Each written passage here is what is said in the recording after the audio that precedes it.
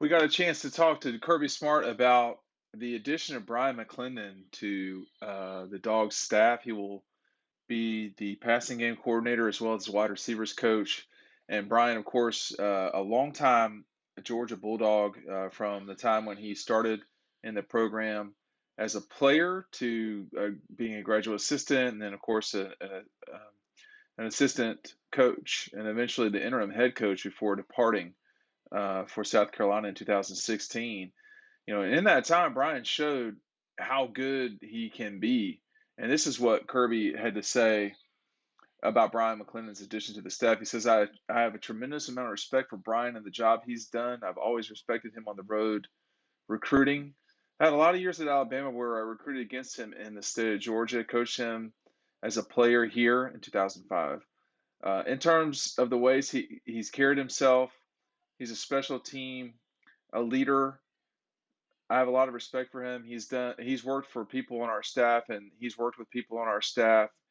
I big talks about his fit here. Does someone fit? He says, I'm big on fit. Does someone fit the culture we are trying to create? We don't look at a lot of things that people or the outside world look at. I look at, can they make our staff better? Can they make our players better? Do they fit our culture? He checked the box, the best fit, and he wants to be here. That's important to me and what we create at Georgia. Yeah, Bryan is a has been an outstanding recruiter, specifically wherever he's gone, whether it's Georgia, South Carolina, his short time at Oregon, kind of wherever. He's proven that he has the ability to recruit. I want to take a second to make sure y'all are checking out DAWGSTRUCTION right down below. It's um, a book about Georgia's 2021 national championship season. You're going to want to click it and get it, and make sure you're still getting in on this first run of books that will get out to you either in late February or early March. We're not really totally sure when, but whenever you get it, it's going to be well worth it. You could get this in July, and it would make your day. So make sure you're getting DAWGSTRUCTION. The link is down below. Bryan, all you need to know about Bryan in terms of recruiting is what he did from the 2010 season until the end of his time at Georgia, which was sign Isaiah Crowell head to head against Kirby and Nick and those guys at Alabama. So he signs Isaiah, Todd Gurley, uh, Keith Marshall, Sony Michel, Nick Chubb.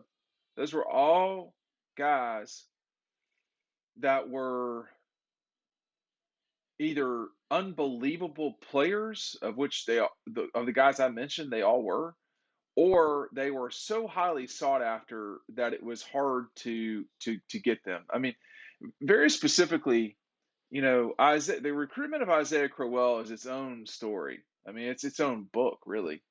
And having been around for that time at Georgia, um, I'll do my best to tell the story right now.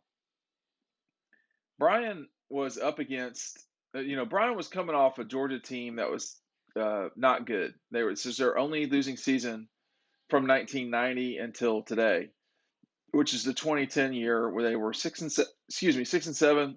They had lost to UCF, which is just a disaster, on the final game of the year at the Liberty Bowl. A bad year, and you know they needed to sign a big class, and it was make or break with Isaiah. All right, I mean that's just all there is to it. And back in the day, I got a hold of the phone records for Georgia's recruit for their staff, and you could tell from the phone calls it was tough with Isaiah. I mean, there wasn't a lot of back and forth with Isaiah in terms of communication, and you never really did know where he fit in. I mean, our suspicion was he was probably going to sign with Georgia, but we didn't know for sure. And Kirby and them did such a good job at Alabama that it wasn't a certainty that he would get the job done, that Bryan would get the job done, getting Isaiah to Georgia. And I'm telling you right now, it was make or break that day, in early 2011. I mean, Auburn had just won the national championship. Georgia was coming off a losing season. I mean, their entire staff was in real trouble. And honestly, it came down that recruiting class came down to Bryan McClendon signing Isaiah Crowell. Now, there were other guys in that class. It wasn't just Isaiah, but he was the guy who was really important in the grand scheme of things. Like Malcolm Mitchell, Mike Bobo, and really it was Mike, I would say more than anybody, but Mike Bobo reeled him in, and that was a really important signing as well. But what Bryan was going up against, Alabama just won the national championship. Auburn just won the national championship, back-to-back seasons, and Georgia was coming off a losing year, and they were losing guys like Xavier Dixon, Quan Bray, if these names, you know, if you remember them at all. But they were losing guys that they shouldn't have lost. Well, they got Ray Drew, which seemed to pick up momentum. They got Malcolm Mitchell, which certainly seemed to pick up momentum. And Jay Rome, I don't think, knew that Malcolm was going to pick him. But Isaiah was totally in the dark. I mean, you didn't know really what was going on with Isaiah. He came down for the Tech game at the end of 2010. He came to a basketball game. I can't remember when that was, um, in that same winter time period. And there was a lot of pressure on him. He wasn't ready for what he got into at Georgia, that's for sure. But Bryan, against all odds, I would say, got him. I mean, because guys like that, they usually went to Alabama. And if they had not had Isaiah, they would not have won the SEC East that year in 2011. They wouldn't have. And he went on to go play at Alabama State after transferring from Georgia, and went on to a successful career in the NFL. Isaiah Crowell was one of the best running backs I'd seen in high school. It wasn't, I said, one of the best. He wasn't the best, but one of the best. And he was a playmaker, but he meant more in terms of what his signing was than anything else. And Bryan was the reason for that. Now I've concentrated too much on Isaiah. He also managed to get, if you don't mind, Keith Marshall, who people forget was a 5-star guy in Raleigh. Um, that was as big a deal as it got in that class. Okay.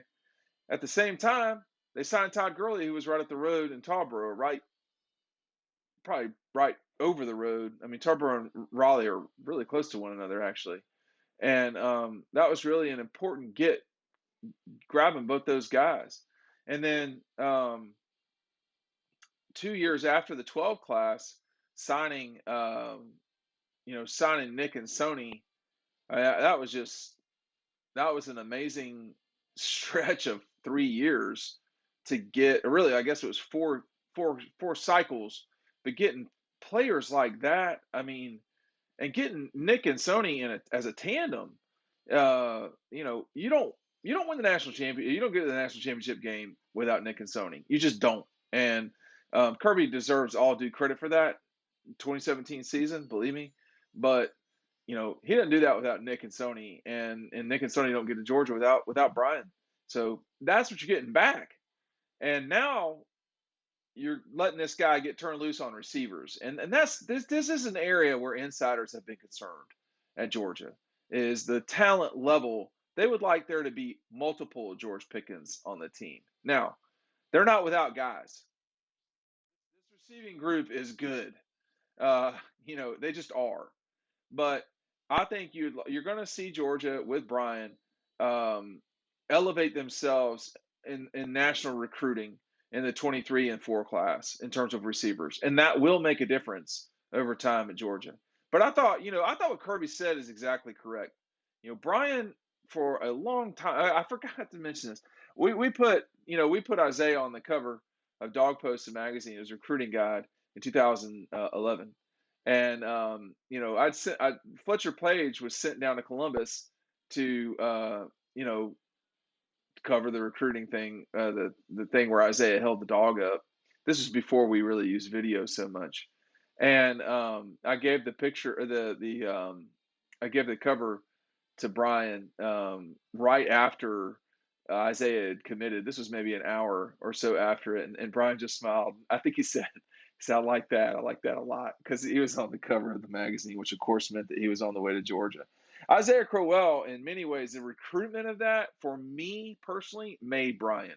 But folks behind the scene for a long time, this is a guy is serious. He works. Um, and there's a reason he's back at Georgia in Georgia's heyday, and that's because of the kind of development and work he's gotten done. Bryan McClendon will be a head coach. I said this about Dell. Thomas Brown 100% is going to be a head coach, and Bryan McClendon is going to be a head coach one of these days too. So, but he's at Georgia now, and I expect recruiting at receiver to get better, if nothing else. Hey, thanks for checking out Dog Post. Make sure you get in Dogstruction. We'll see you over on the website.